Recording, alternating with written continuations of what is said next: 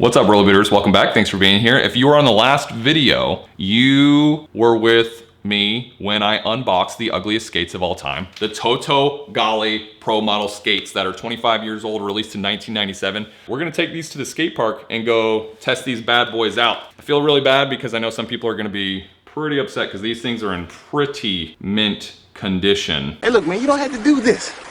We're gonna go see how they skate. We'll report findings. But if you do like the video, make sure to give it a thumbs up. Consider subscribing if you do like the content. I try to upload at least once a day or once every 2 days. So we'll see you out at the skate park.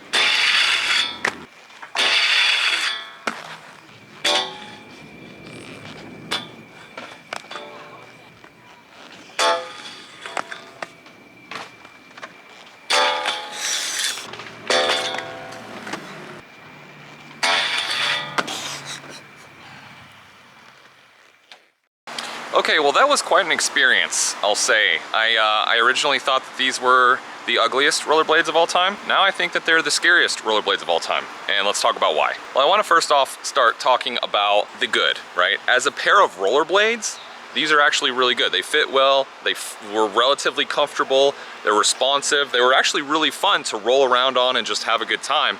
And so it makes sense why people like these a lot for like vert and transition skating. They translate a lot of power to the ground, and for that purpose, they were really good. Most of you know that have been watching this channel for a little while know that I'm kind of a self-proclaimed grinder blader, and so I was most interested to see how they grind. And so that's where things got a little bit spicy, so let's talk about why.